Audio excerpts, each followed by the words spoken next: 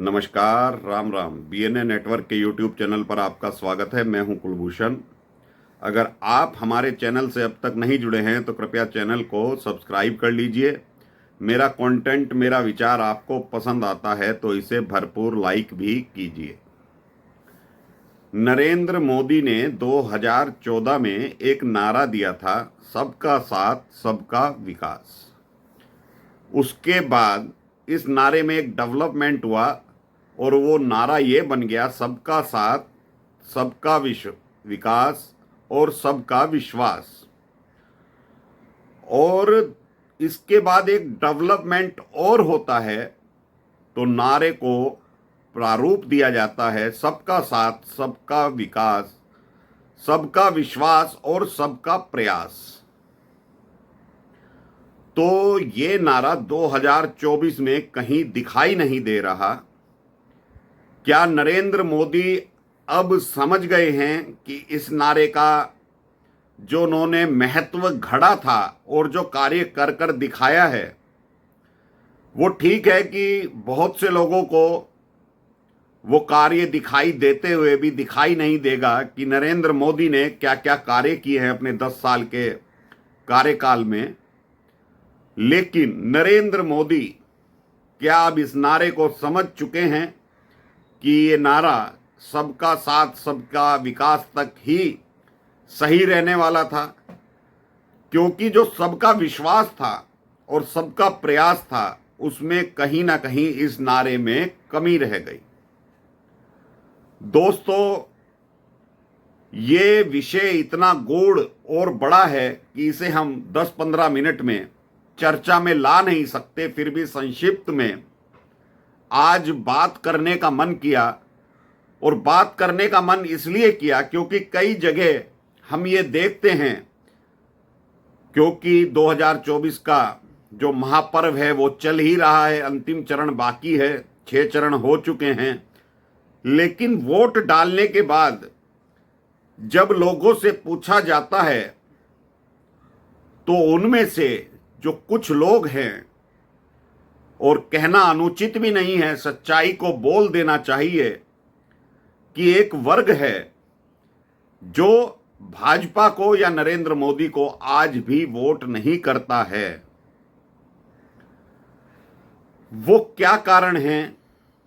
क्या नरेंद्र मोदी समझ गए हैं जो प्लेइंग लेवल फील्ड है वो सबके लिए तो बराबर का है? जो एग्जाम नरेंद्र मोदी दे रहे हैं और विपक्ष दे रहा है, क्या वो लेवल पे है? तो वो बिल्कुल लेवल पर नहीं है। नरेंद्र मोदी वही एग्जाम जो विपक्ष दे रहा है, वो विपक्ष के लिए 100 नंबर का है और नरेंद्र मोदी के लिए वो एग्जाम 80 नंबर का है।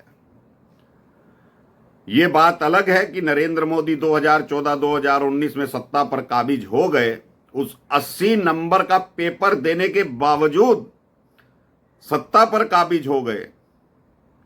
और विपक्ष, जिसको एग्जामिनेशन में छूट मिली थी कि उन्हें 100 नंबर का ही पूरा पेपर करना है, वो जब भी सत्ता पर काबिज नहीं हो पाया। तो दोस्तों, ये समझने की बात है कि नरेंद्र मोदी को जो एग्जाम करना होता है वो एग्जाम तो 100 नंबर का ही है, लेकिन उनके लिए रिस्ट्रिक्शंस लागू हो जाती हैं कि आपको जो पास होना है वो 80 नंबर का ही रह जाता है।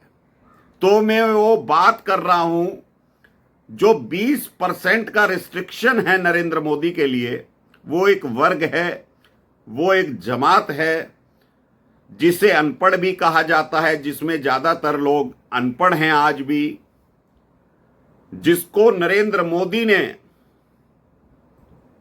मकान भी दिए, सिलेंडर भी दिए, सड़कें भी दी, बिजली भी दी, वो सब कुछ दिया जो नरेंद्र मोदी 80% को दे रहे हैं, वो सब कुछ 20% को भी दे रहे हैं। लेकिन मन दुखी जब होता है, आपका होता है या नहीं होता है मुझे मालूम नहीं, लेकिन यह समझने का गूढ़ विषय है।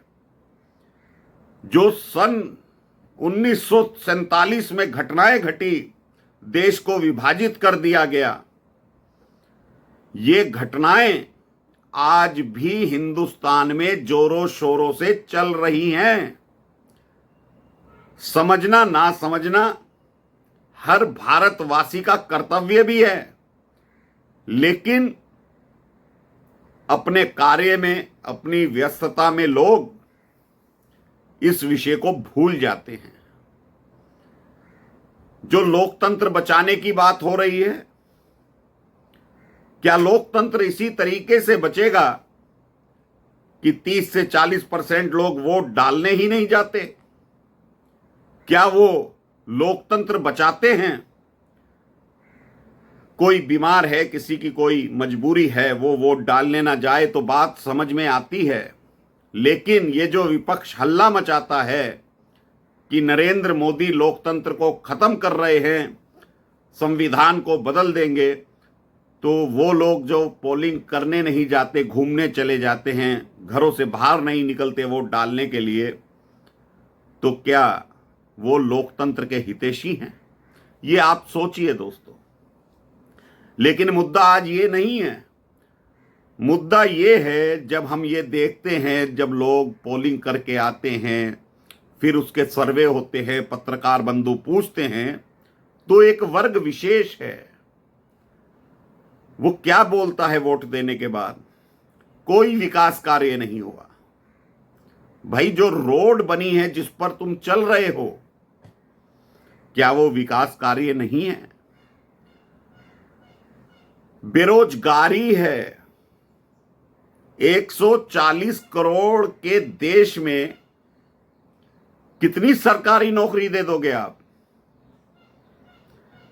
जब देश आजाद हुआ था, लगभग 37-38 करोड़ की जनसंख्या थी हिंदुस्तान में सन 47 में। यह समस्या तो जब भी थी। जब से अब तक इस बेरोजगारी में क्या बदलाव आया है? लेकिन वो वर्ग विशेष और उनके साथ 80% में से भी लोग अपनी आवाज से आवाज मिला देते हैं कि बेरोजगारी है। तो क्या जो लोग इंडस्ट्री लगा रहे हैं, इंडस्ट्री चला रहे हैं, अपना कारोबार कर रहे हैं, कोई दुकान चला रहा है, कोई चाय बेच रहा है, कोई पान बेच रहा है, कोई सब्जी बेच रहा है, तो क्या उन लोगों को सरकारी नौकरी नहीं चाहिए? जो बच्चे आज 10 से 20 लाख का पैकेज लेके नौकरी कर रहे हैं, उनकी भी तो चाहत होती है कि वो सरकारी नौकरी में जाए। वो तो नहीं कहते कि बेरोजगारी है, लेकिन एक वर्ग विशेष और उनके साथ जो आवाज मिला दी जाती है कि बेरोजगारी है, तो 140 करोड़ के देश में बेरोजगारी बोलना, बेरोजगारी को कहना मुझे तो गलत लगता है। हर किसी को सरकारी नौकरी नहीं मिल सकती, अपना व्यवसाय करना ही पड़ेगा।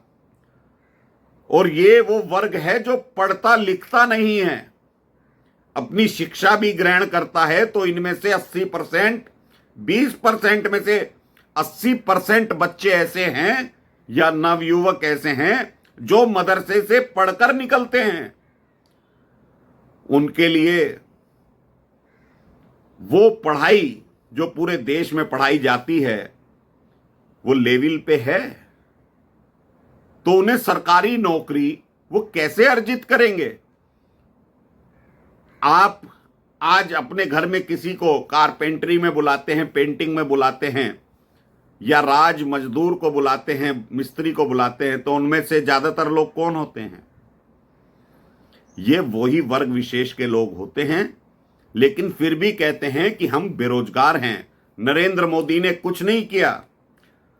70 साल से कुछ गांव ऐसे थे जहां बिजली नहीं थी। 70 साल में नरेंद्र मोदी ने वहां तक बिजली पहुंचा दी, लेकिन कहते हैं विकास नहीं हुआ। हमने तो सरकार बदलने के लिए वोट डाला है। जो गरीबों को मकान दिए गए हैं, क्या ये 20% वर्ग को नहीं मिले? और क्या चाहिए आपको नरेंद्र मोदी से? जो किसान सम्मान निधि दी जा रही है सरकार की तरफ से, क्या उसमें मुस्लिम किसान नहीं है? क्या उन्हें निधि नहीं दी जा रही?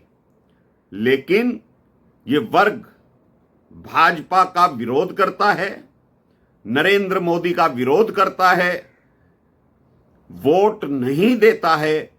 एक डायलॉग बना लिया गया है कि विकास नहीं हुआ, सरकार हमारे लिए कुछ नहीं कर रही। लेकिन दूसरी तरफ एक तथ्य और भी है दोस्तों, कि नरेंद्र मोदी ने जो अपना वोट बैंक तैयार किया है 80% में से लाभार्थी वर्ग का, वो भी बहुत बड़ा है जो नरेंद्र मोदी को चुनाव जिताता है। ये तो आप लोगों को अब समझना पड़ेगा, और मेरे ख्याल से तो अब नरेंद्र मोदी को समझना पड़ेगा। ये नारा इसीलिए नरेंद्र मोदी 2024 के चुनाव में नहीं लगा रहे हैं, सबका साथ, सबका विकास, सबका विश्वास और सबका प्रयास। नरेंद्र मोदी ने सबका साथ तो लिया, सबका विकास भी किया, लेकिन कहीं विश्वास और प्रयास में कमी रह गई एक वर्ग के द्वारा। इसीलिए वो रिस्ट्रिक्शंस लागू हो जाती हैं एग्जाम देने के लिए, कि नरेंद्र मोदी को पेपर तो मिलता है 100 नंबर का, लेकिन उसमें कह दिया जाता है कि आपको 80 नंबर का ही पेपर करना है। और वहीं विपक्ष वो पेपर 100 नंबर का करता है, और वो वर्ग विशेष 20% जो है वो खुलेआम विपक्ष को वोट देता है। तो ये इकोसिस्टम जो चला आ रहा है, जो घड़ा जाता है हर बार कि भाजपा मुस्लिम विरोधी है, भाजपा मुस्लिम विरोधी नहीं है। आपको मकान दिए गए, सिलेंडर दिए गए, किसान सम्मान निधि दी जा रही है, जनधन खाते खुलवा दिए गए, और तो और फ्री का राशन सबसे ज्यादा इसी वर्ग को मिल रहा है। अगर भागीदारी देखी जाए कि ये वर्ग विशेष हिंदुस्तान की जीडीपी में कितना योगदान दे रहा है, तो आपकी आंखें और दिमाग खुल जाएगा। टैक्स पेयर कौन है ज्यादा? ये लोग तो टैक्स भी नहीं देते। अगर जीएसटी लागू ना हो, सिर्फ ये जीएसटी का टैक्स देते हैं जो सामान परचेज करते हैं, लेकिन इनकम टैक्स सबसे ज्यादा कौन दे रहा है इस देश में? ये सोचने का विषय है। टैक्स पेयर का पैसा नरेंद्र मोदी तो 100% 100% उस जनता पर भी लगा रहे हैं जो नरेंद्र मोदी को वोट नहीं दे रहा है। तो दोस्तों, ये वार्ता इतनी लंबी और बड़ी है जिस पर हम चर्चा 10 से 15 मिनट में नहीं कर सकते, लेकिन ये नारा शायद नरेंद्र मोदी के लिए घातक सिद्ध हुआ है, और नरेंद्र मोदी समझ गए हैं कि ये नारा जो उन्होंने घड़ा था वो कहीं ना कहीं फेल होता हुआ दिखाई दिया है, क्योंकि नरेंद्र मोदी ने तो 80 नंबर का पेपर देकर भी वो पास हुए और इस बार भी होंगे, लेकिन जो 20 नंबर का रिस्ट्रिक्शन है उनके लिए, वो कहीं ना कहीं उनका विश्वास और जो प्रयास है 20% लोगों का, वो नरेंद्र मोदी के लिए नहीं है। तो अभी के लिए इतना ही दोस्तों। मेरा कंटेंट, मेरा विचार आपको पसंद आए तो इसे भरपूर लाइक कीजिए, वीडियो को ज्यादा से ज्यादा शेयर कीजिए। ये वीडियो ज्यादा से ज्यादा शेयर होगा तो लोगों की समझ में आएगा। ये बड़ी गूढ़ बात है जो मैं आपके सामने रख रहा हूं। आप सोच कर देखिएगा कि वो 20% जो पोलिंग तो करता है उसमें बीजेपी को मात्र 1% ही वोट मिल पाता है, लेकिन उन्हें सुविधाएं 80% के बराबर वाली चाहिए होती हैं। तो बेल आइकॉन दबाइए, वीडियो को लाइक कीजिए। नमस्कार, भारत माता की जय।